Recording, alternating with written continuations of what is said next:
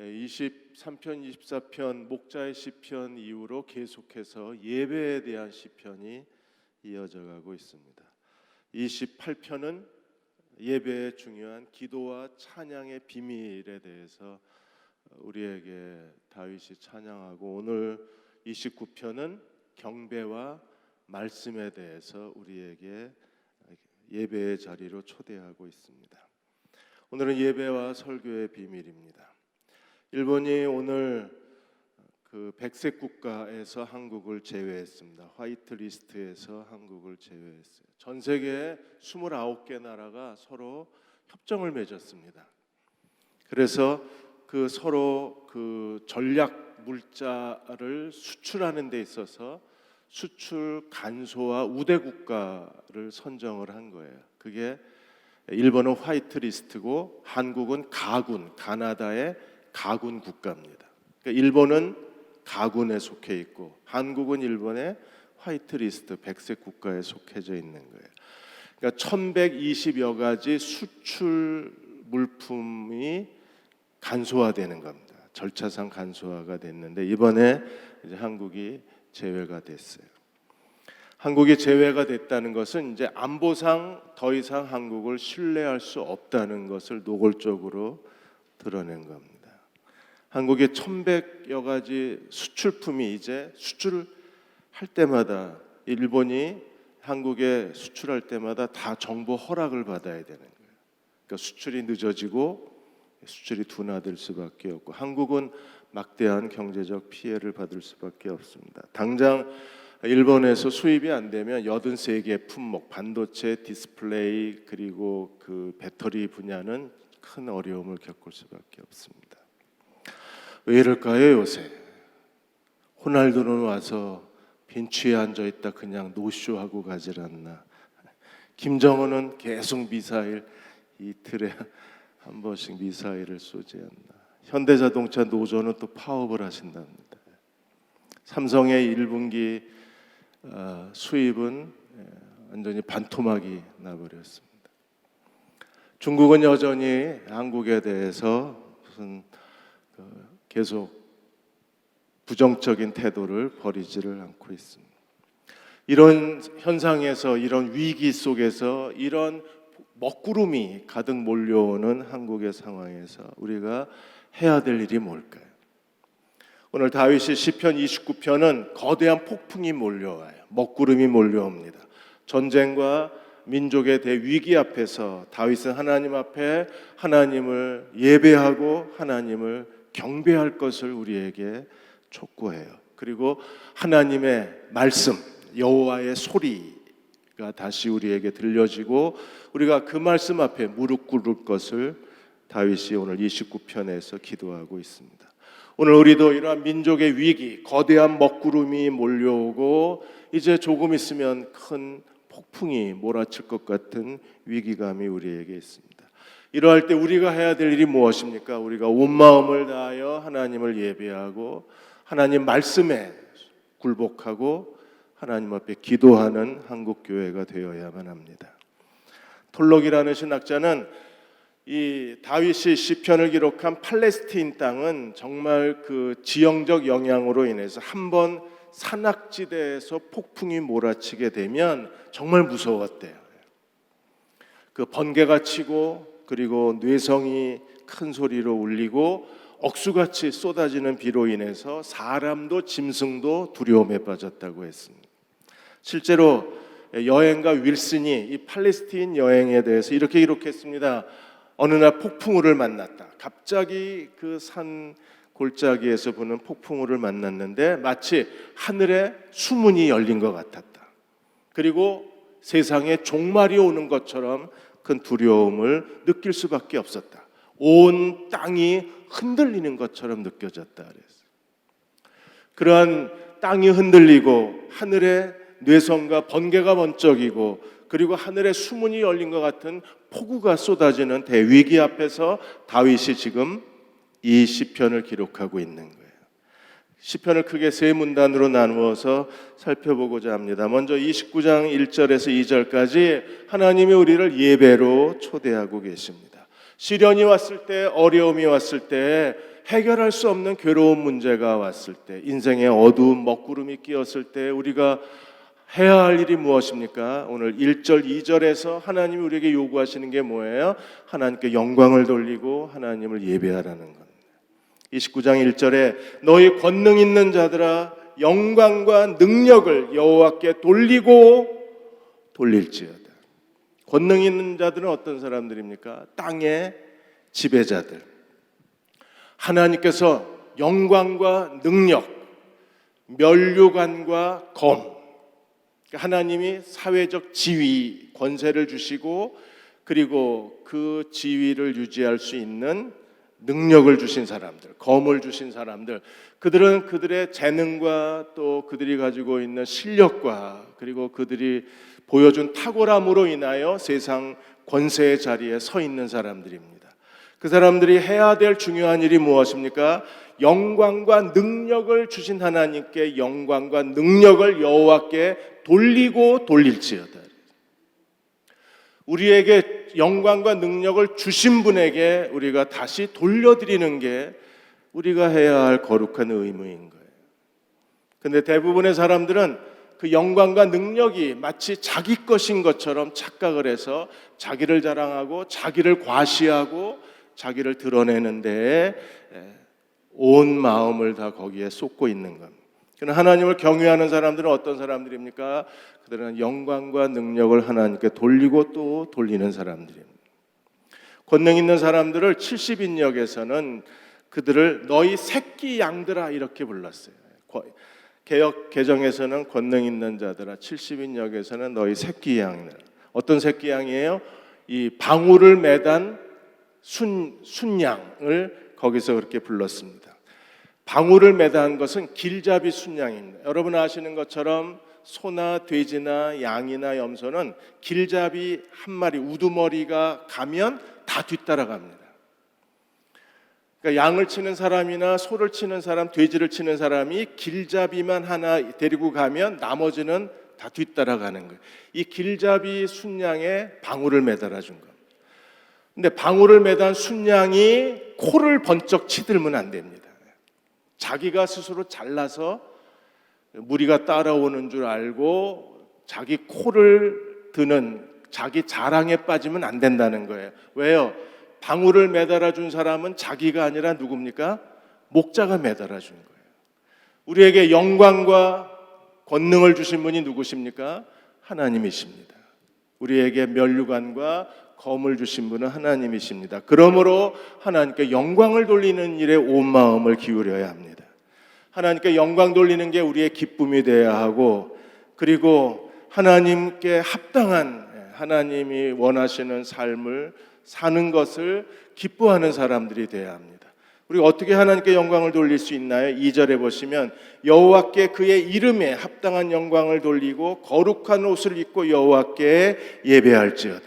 여호와의 이름에 합당한 영광을 돌려라. 어떻게 우리가 하나님께 영광을 돌릴 수 있나요? 거룩한 옷을 입고 여호와께 예배할지어다. 그러므로 하나님을 예배하는 곳에 하나님의 이름, 그분은 우리의 창조자이시고 우리의 주권자이시며 우리의 아버지이시고 우리의 선한 목자이십니다.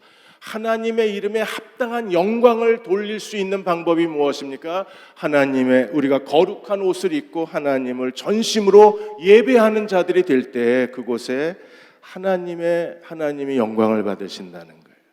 그러므로 전심으로 드리는 거룩한 옷을 입고 예배드리지 않으면 하나님은 영광을 받으실 수 없습니다. 우리가 하나님 앞에 영광 돌리는 사람이 되기를 원하면 거룩한 옷을 입어야 돼요. 거룩한 옷은요, 단순히 예배의 어떤 시설이나 어떤 프로그램이나 그런 외적인 조건이 아니라 거룩한 옷은 무엇입니까? 예배자로서의 겸손함, 예배에 대한 갈급함, 그리고 예배에 대한 진실함. 우리가 예배의 갈급함으로 하나님 앞에 전심으로 영혼의 아름다움을 가지고 예배드릴 때 하나님은 비로소 영광을 받으실 수 있는 거예요. 요한복음 4장 23절 24절에 하나님은 영이시니 예배하는 자가 신령과 진정으로 예배하라 그랬어요. 그리고 하나님은 어떤 분이십니까? 이렇게 하나님을 예배하는 자들을 지금도 찾고 계신 하나님이라 그래요. 하나님이 예배자를 찾고 계신답니다. 얼마나 예배 드리는 사람들이 없었으면, 그렇게 많은 사람들이 예배를 드리는데도 하나님은 예배 드리는 사람을 찾고 계신 거예요.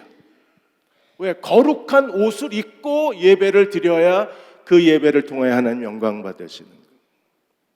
예수님이 비유로 말씀하셨잖아요. 사람들을 길거리에서 전부 연회에 초대했는데 그 연회에 참석한 사람 중에 예복을 입지 않고 참석한 사람이 있었어요. 주님이 어떻게 하셨습니까?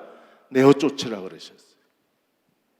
누구나 다 와서 예배를 드릴 수 있습니다. 그러나 우리가 하나님 앞에 합당한 예배를 드리기 위해서 하나님은 거룩한 옷을 입으라고 우리에게 요구하시는 거예요. 예배자로서의 그 겸손함과 정결함과 영혼의 아름다움과 간절함의 옷을 입고 하나님을 예배해야만 합니다. 최근에 거룩한 옷을 입고 예배드리는 한 교회가 소개가 됐습니다. 그 교회는 넘치는 교회입니다. 이창호 목사님이 담임 목사이십니다. 여기는 지난 12년 동안에 하루에 3시간 반에서 6시간 예배를 드립니다. 지난 12년 동안에 단 한 주도 멈추지 않고 주일날 오전 9시 반 예배는 3시간 반 예배를 드립니다. 오전 9시 반에는 30대 40대가 모입니다. 주일 2시 예배는 20대가 모이는데 평균 6시간 예배를 드립니다.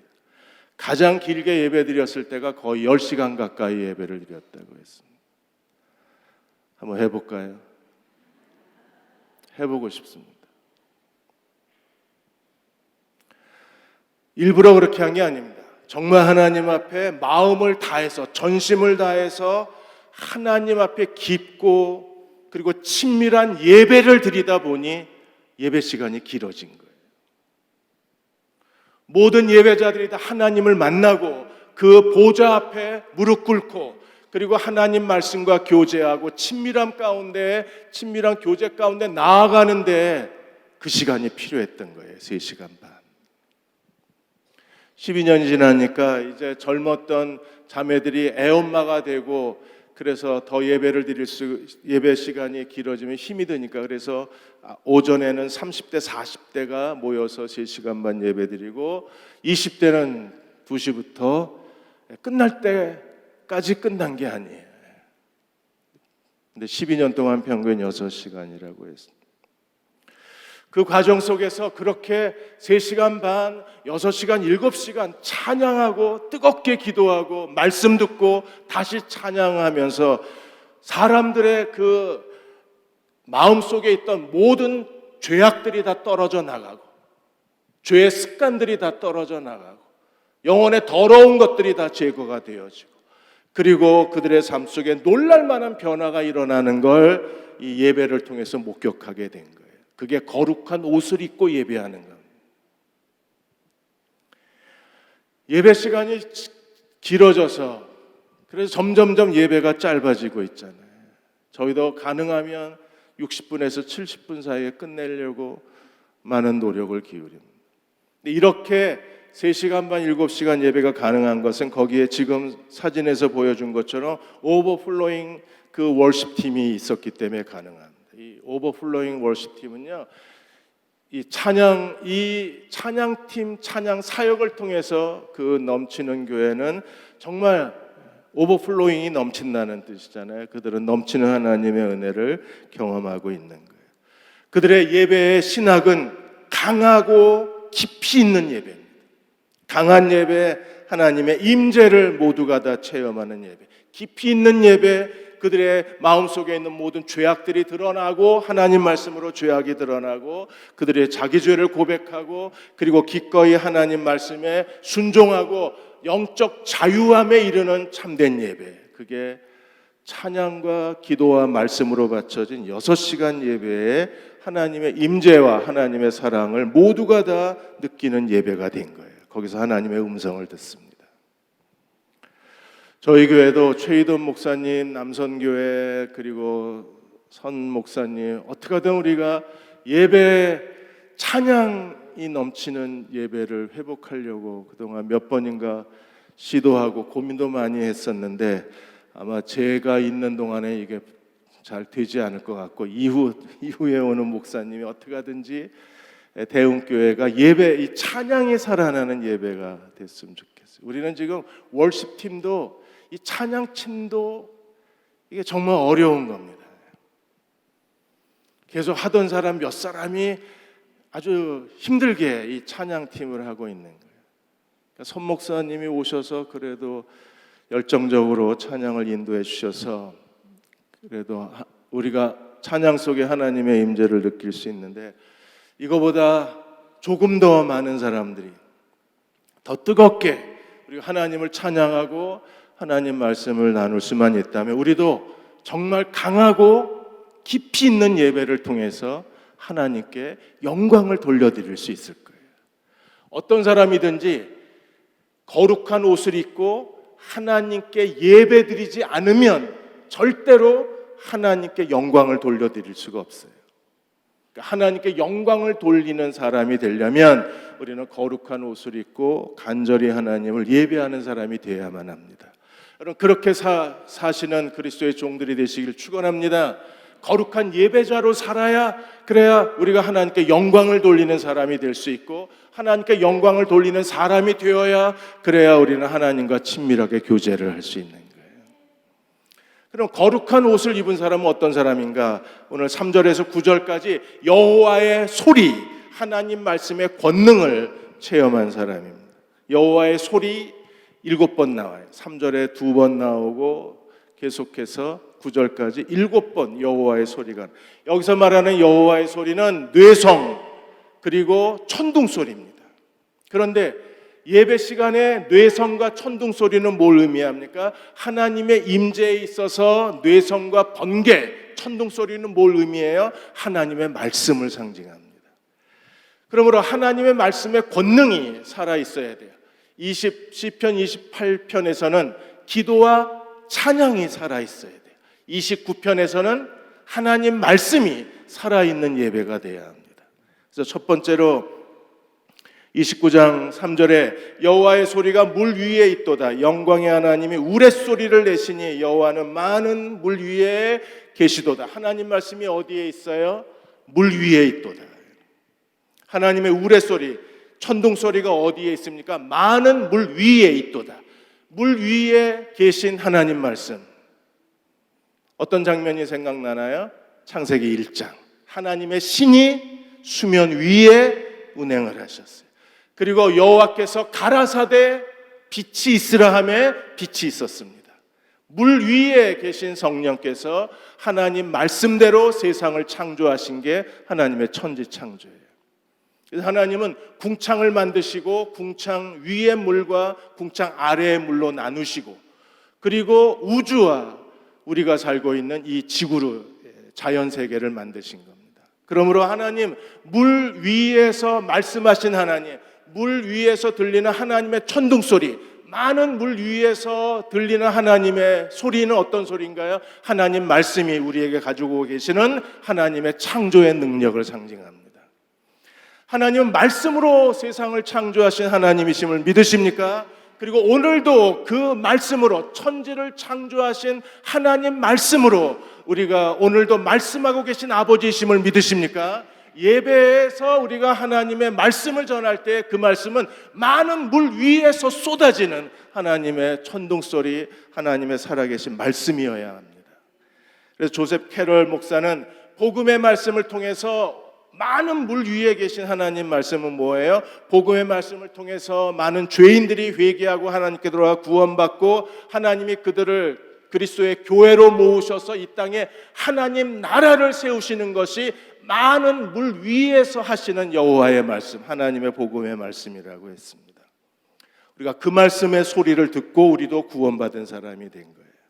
두 번째로 4절에 보시면 여호와의 소리는 어떤 소리인가요? 여호와의 소리가 힘이 있으며 여호와의 소리가 위엄이 있다 그랬어요. 하나님 말씀은 힘이 있습니다. 넘치는 힘이 있습니다. 그리고 하나님 말씀은 넘치는 위엄이 있습니다. 하나님 말씀이 힘과 위엄이 있다는 것은 무엇입니까? 하나님은 말씀으로 모든 만물을 다 창조하셨습니다. 그리고 하나님은 말씀으로 우리를 거듭나게 하시는 하나님이십니다. 베드로가 뭐라 그랬어요? 너희가 거듭난 것은 썩어질 씨로 된 것이 아니라 썩지 아니할 씨, 곧 하나님 말씀으로 되었다 그랬어요. 세상을 말씀으로 창조하신 하나님이 오늘도 복음의 말씀으로 우리를 거듭나게 하셔서 하나님의 새로운 피조물로 만드시는 분이 하나님 말씀입니다. 그러므로 우리가 그 말씀을 듣고 거듭난 하나님의 자녀가 되었고, 이 말씀은 우리에게 거룩한 젖이라 그랬어요. 우리가 하나님 말씀을 먹고 자라나는 영적 성장을 경험할 수 있는 겁니다. 그러므로 그 말씀의 힘과 그 말씀의 권위를 온몸으로 체험한 사람들이 날마다 그리스도의 장성한 분량에 충만한 데까지 자라날 수 있는 거예요. 하나님 말씀만이 우리를 구원하실 수 있습니다. 그리고 하나님 말씀만이 우리를 성장시키십니다. 하나님 말씀만이 우리를 변화시켜 주실 수 있습니다. 고린도후서 5장 17절에 누구든지 그리스도 안에 있으면 새로운 피조물이라 이전 것은 지나갔으니 보라 새 것이 되었도다. 하나님 말씀만이 우리를 새로운 피조물로 만들어내시는 힘과 권위가 그 말씀에 있는 거예요. 그 말씀을 듣고 구원받으셨습니까? 그 말씀을 듣고 지금도 믿음이 자라나고 계십니까? 갓난아이처럼 순수하고 신령한 젖을 사모하라 그랬어요. 순수하고 신령한 젖이 뭐예요? 매 주일, 매 수요일 지역 예배에서 목장 모임에서 우리에게 선포되는 하나님의 말씀을 먹고 우리가 자랄 수 있는 거예요. 왜요? 그 말씀에는 힘이 있고 그 말씀에는 권위가 있기 때문입니다. 세 번째로 5절에 보시면 여호와의 소리가 뭘 하셨습니까? 백향목을 꺾으시며 여호와께서 레바논의 백향목을 꺾어 부시는도다. 하나님 말씀이 여호와의 소리가 하는 일이 뭐예요? 백향목을 꺾으신다 그랬어요. 레바논의 백향목을 꺾으시는 게 하나님 말씀입니다. 그리고 어떻게 하시나요? 6절에 보시면 그 나무를 송아지같이 뛰게 하시며 레바논과 시련으로 들송아지같이 뛰게 하시는다. 레바논의 백향목을 꺾으시고 그 백향목으로 하여금 송아지처럼 뛰게 하시고 들송아지처럼 뛰게 하시는 게 하나님의 말씀이라고 했습니다. 도대체 무슨 말인가요? 로버트 코드레이 목사는 레바논의 백향목을 꺾으신다는 뜻은 하나님의 모든 하나님을 대적하는 우리의 교만과 거만과 우리 안에 회방하는 것, 육적인 모든 성향들을 하나님이 즉시 부러뜨리시고 뿌리째 뽑아버리시는 하나님이라고 하셨습니다. 우리가 하나님 말씀을 매주 들어야 될 이유가 여기 있습니다. 끊임없이 하나님 말씀을 들어야 될 이유가 어디 있어요? 하나님 말씀만이 우리 안에 교만과 우리 안에 거만함과 우리 안에 죄성, 이 레바논의 백향목을 부러뜨릴 수 있는 것은 말씀밖에 없습니다. 그러므로 하나님 말씀이 우리 안에 크고 작은 레바논의 백향목을 뿌리째 뽑아버리실 때 우리는 비로소 우리의 완악한 마음, 단단한 마음, 거만한 마음이 부셔져야, 그래야 하나님 앞에 새 언약의 부드러운 마음, 새 마음을 가지고 순종할 수가 있는 거예요. 그러니까 마음을 열고 매 예배 때마다 들리는 하나님 말씀을 겸손함으로 들을 수만 있다면, 간절함으로 들을 수 있다면, 하나님은 그 말씀을 통해서 나도 알지 못했던 나의 모든 교만함을 드러내시고 그리고 깨뜨리시고 우리의 단단한 마음을 부드럽게 만들어 주셔서 우리로 하여금 하나님 말씀을 순종하는 사람으로 주 앞에 세워주실 수 있을 것입니다. 그렇게 되면 우리는 레바논에 꺾여진 그 백향목이 송아지처럼 뛰고 시련의 들송아지처럼 뛰게 하시는도다. 우리는 비로소 하나님을 찬양하고 하나님을 예배하고 하나님을 섬길 수 있는 그리스도의 종들이 될 수 있습니다. 매 예배를 드리고 우리가 하나님 앞에 설교를 들을 때마다 이렇게 기도해야 합니다. 오늘 여호와의 소리를 통해서 하나님 힘이 있게 하시고 그 위엄을 종에게 베풀어 주옵소서. 여호와의 말씀을 통해서 하나님께서 나의 아직도 부셔지지 못한 백향목, 레바논의 백향목이 내 안에서 꺾어지게 해 주십시오. 그렇게 하나님을 예배하는 사람들이 오늘도 거룩한 옷을 입고 하나님을 예배하고 하나님께 영광을 돌리는 사람이 될 수 있는 겁니다. 나사로가 죽어서 무덤에 갇혔습니다. 이미 썩어서 냄새가 납니다. 그럴 때 예수님이 어떻게 하셨습니까? 그 죽은 나사로의 무덤 앞에서 주님이 하신 일이 뭐예요? 무덤의 문을 열고 들어가셨나요? 그리고 친히 안수하셨나요? 그 무덤 앞에서 주님이 하시는 게 무엇입니까? 나사로야 나오너라 말씀하시자 어떤 일이 벌어졌어요? 나사로가 수족을 배로 동인 채로 걸어서 나왔어요. 수족을 배로 동였으니까 아마 강시처럼 통통통 튀어서 나왔을 거예요. 죽은 나사로를 다시 살리신 하나님의 말씀, 죽음의 사망 권세에 레바논의 백향목마저도 꺾어버리시고 사망의 올무에 갇혀있던 나사로를 죽음에서 해방시키신 것은 레바논의 백향목을 꺾으시고 죽은 나사로로 하여금 송아지처럼 뛰게 다시 생명을 주신 것은 여호와의 말씀인 거예요. 우리가 예배 드릴 때마다 그 말씀의 은혜를 누릴 수 있어야만 합니다. 광야를 정복한 영적 거인이라는 책에서 마크 에터베리 목사님이 거기에 암으로 인해서 그 하나님의 부르심을 기다리고 있는 한 여자 성도의 이야기를 썼습니다. 전에 먼저 한번 말씀을 드린 적이 있어요. 근데 그 이야기가 이 광야를 정복한 영적 거인이라는 이 책에 담겨 있는 이야기입니다. 처음에 암을 진단받았을 때 목사님이 이 마크 목사님이 기도해 주자 이 자매가 약속을 했어요. 자기가 걸어 다닐 수 있을 때까지 예배에 참석하겠다고. 그리고 자기 약속을 지켰어요. 그 수술을 받고 항암 치료하는 동안에 정말 그녀는 걸어 다닐 수 있을 때까지 맨 뒷자리에 와서 예배를 드렸어요.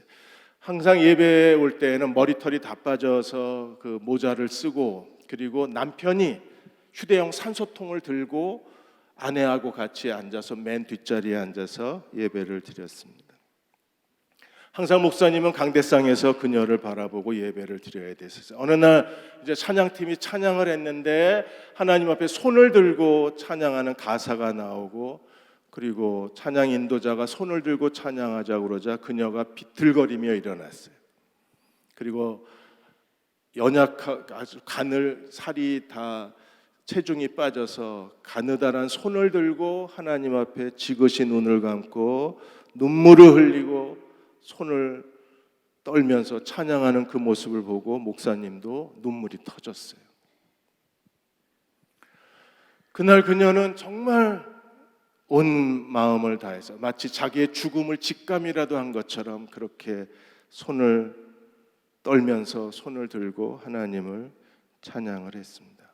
그게 마지막 예배였어요.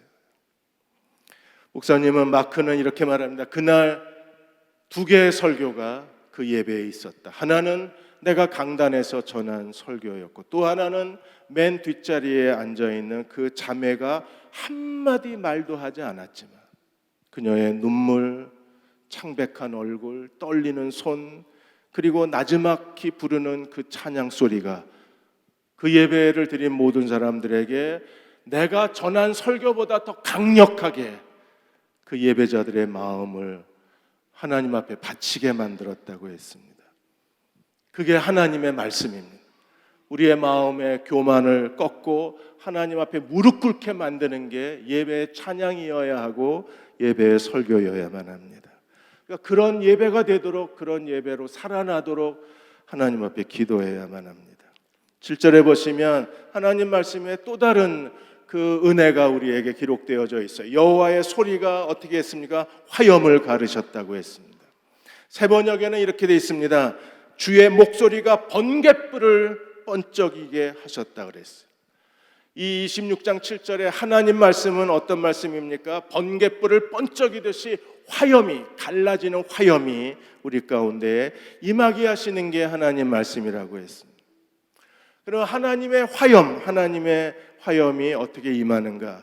크리스토퍼 워즈워스 목사는 오순절에 이미 이 예언이 이루어졌다고 했어요. 오순절에 거기에 앉아있는 사람들에게 어떻게 성령이 임하셨어요? 불의 혀같이 갈라지는 화염으로, 불이 혀같이 갈라지는 화염의 모습으로 오순절날 임하셨다고 했어요. 그러므로 성령의 이 화염, 불의 혀같이 갈라지는 이 화염, 성령의 불이 우리에게 하시는 두 가지 일이 뭐예요? 하나는 우리의 죄성을 다 불태우게 하시고, 그래서 간절한 예배, 진실한 예배, 진정으로 드린 예배, 우리가 그렇게 예배를 드리면 예배 드릴 때마다 우리의 모든 마음의 교만과 죄성과 육신의 성향들이 다 불타서 없어지는 거예요. 그리고 또 한쪽에서는 사랑과 거룩의 열정이 우리 안에 뜨거운 불처럼 다시 되살아나게 하는 것이 성령의 화염의, 성령의 불의 역사라고 했습니다. 그러므로 하나님 말씀이 온전히 전파될 때 그 말씀이 우리에게 불이요, 검이요, 방망이가 돼서 그 하나님 말씀을 들을 때 그 말씀이 하나님의 검, 하나님의 몽둥이, 그리고 하나님의 화염이 되어서 우리의 죄성을 태우고 우리의 열심을 다시 회복시키는 게 하나님 말씀의 사역입니다. 오늘 우리 함께 찬양하고 이 말씀을 들을 때 우리 안에 죄성이 다 불타버리고 우리 안에 식어진 마음이 다시 뜨거워질 수만 있다면 우리는 또 한 주간 동안 승리의 삶을 살아갈 수 있을 것입니다. 8절에서 여호와의 소리에 또 다른 은혜를 이렇게 말했습니다. 여호와의 소리가 광야를 진동하시며 여호와께서 가데스 광야를 진동시키는도다. 하나님의 말씀이 광야를 진동시킨다 그랬어요. 무슨 뜻입니까? 하나님 말씀은 흔드는 능력, 강한 진동의 역사가 있습니다. 강한 진동을 통해서 하나님이 하시는 일이 뭐예요? 사람을 변화시키시는 것이 하나님이 하시는 일입니다. 데살로니가 교회에 바울이 새 안식일 동안 복음의 말씀을 전했어요. 불과 석 달도 아니고 새 안식일 동안 복음의 말씀을 전했습니다. 이 세 번에 걸쳐서, 새 안식일에 걸쳐서 하나님의 예수 그리스도의 복음의 말씀을 데살로니가에 전했을 때 데살로니가가 마치 광야가 진동하듯이 그들이 진동했어요. 그래서 어떤 일이 벌어졌습니까? 그들이 모든 우상을 버리고 살아계신 하나님께로 돌아와 하나님을 섬기기 시작했어요. 이게 흔드는 역사입니다. 하나님의 말씀에 진동의 놀라운 역사입니다. 모인 곳이, 예루살렘 교회가 기도했을 때 모인 곳이 다 진동했다 그랬어요. 하나님 말씀이 있는 곳에, 성령의 임재가 있는 곳에, 하나님이 함께 계신 곳에 이 거대한 진동의 역사가 일어나요. 이 지진이 일어나고 진동이 일어날 때마다 모든 하나님께 합당하지 않은 것들이 무너지고 파괴되고, 그리고 하나님께 합당한 것들이 다시 놀라운 변화와 은혜를 경험하게 되는 겁니다. 예배 드릴 때마다 하나님이 우리를 흔들어 주시기를 주의 이름으로 축원합니다. 옛날에 써니태는 흔들어 주세요 그랬는데 알아듣는 사람은 60세 5060 이상, 못 알아듣는 애들은. 하나님의 말씀이 예배 때마다 온통 우리가 흔들려야 돼요. 우리의 영도, 삶의 가치관도, 우리의 마음도, 인격도 온통 흔들어서 하나님이 모든 부정한 것들은 다 뽑아버리시고, 그리고 그리스도를 닮은 성품이 우리 안에서 자라나게.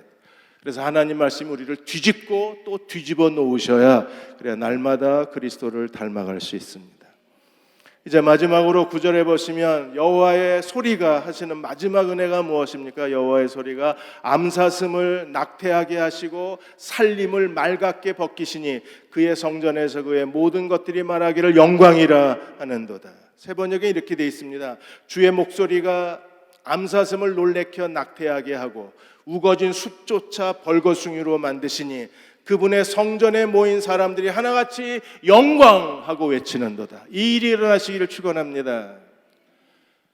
어느 한 예배가 우리하고 부딪혔을 때, 평소에 아무 일도 없다가 어느 한 예배에 우리가 예배의 찬양에 사로잡히고 예배에 임하신 하나님의 영광을 보고, 그리고 그날 설교에 우리가 사로잡힐 때 이 일이 일어나요. 우리는 예수 그리스도 앞에 무릎을 꿇게 되고 하나님께 완전히 우리 자신을 내려놓게 됩니다. 암사슴이 낙태하는 것처럼 우리는 과거를 버려요. 그리고 살림이 맑게 벗겨진 것처럼 자기 죄를 회개합니다. 그리고 성전에서 예배하는 자들과 더불어 하나님을 영광을 찬송하기 시작하는 거예요. 사울이 그런 사람입니다. 사울이 어떤 사람이었어요? 그는 하나님의 교회를 진멸하고 예수 믿는 사람들을 감옥에 가두었던 사람입니다. 그러나 다메섹에서 빛 가운데서 예수 그리스도를 만나자마자 사울은요, 마치 암사슴이 낙태하듯이 자기의 교회의 핍박자로서의 과거를 버려요. 그리고 무수한 그 숲이 벌거숭이 산이 된 것처럼 바울은 완전히 자기의 죄를 철저하게 회개합니다. 그리고 어떤 일이 벌어졌어요? 하나님이 그를 이방인의 사도로 보내셨을 때 그는 가는 곳마다 교회를 세우고 하나님께 영광을 찬송하게 만드신 분이 하나님이십니다. 그게 하나님 말씀의 역사인 거예요. 그 일이 일어나야 이 사람이 정말 구원받은 하나님의 자녀가 되고, 그 일이 일어나야 그가 비로소 하나님 앞에 거듭난 사람으로서 하나님의 영광의 그릇이 되어서 하나님께 쓰임받을 수 있는 겁니다.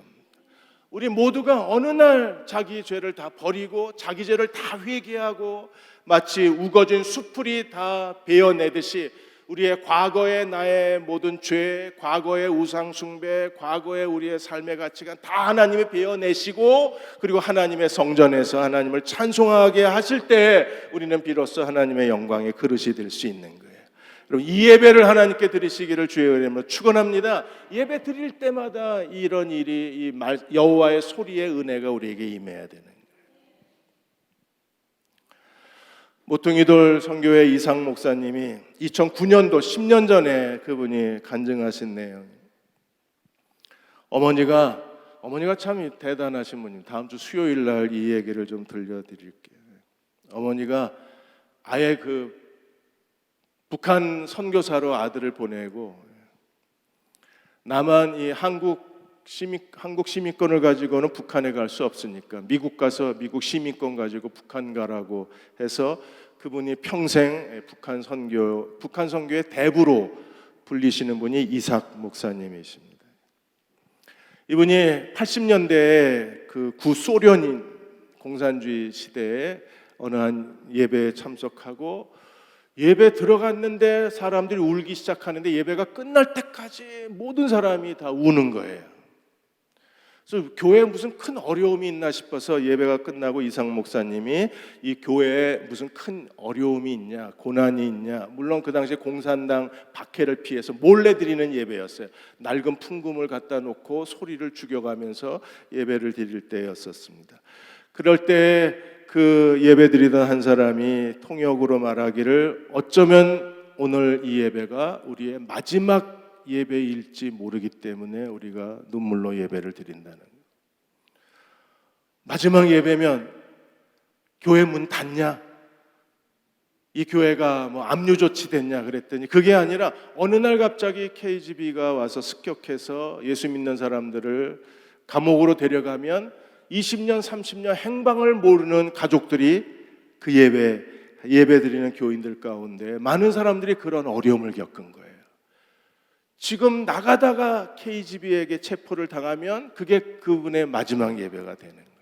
그래서 언제 이 예배가 마지막 예배일지 모르기 때문에 우리는 목숨 걸고 드리는 마지막 예배라고 생각하기에 눈물로 예배를 드린다 그랬어요.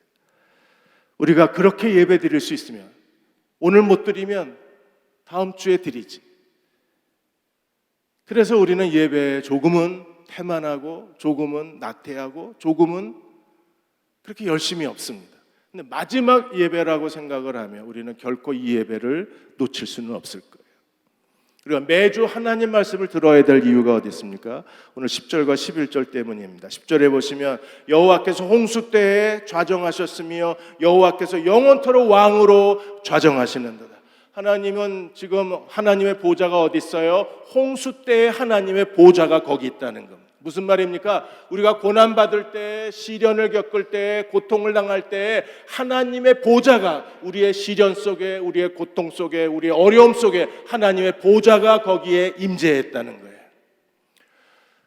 대흥침례교회 우리가 지난 몇 달 동안 어려운 과정을 겪었습니다. 그러나 우리가 혼자 있는 게 아니라 하나님 말씀하셨습니다. 여호와의 보좌가, 나의 보좌가 너희와 함께 있었도다. 하나님 그 고난 속에서도 우리를 다스리시는 분이시고 그 고통 속에서도 우리를 통치하셨으며 그 어려움 속에서도 우리를 지배하고 계신 분은 하나님이셨습니다. 우리가 혼자에 버려진 것처럼 느껴졌지만 그건 우리들의 느낌이었어요. 하나님 말씀은, 하나님은 홍수 속에 좌정하신 하나님, 그리고 영원토록 왕으로 통치하시는 하나님이라고 선언하셨습니다.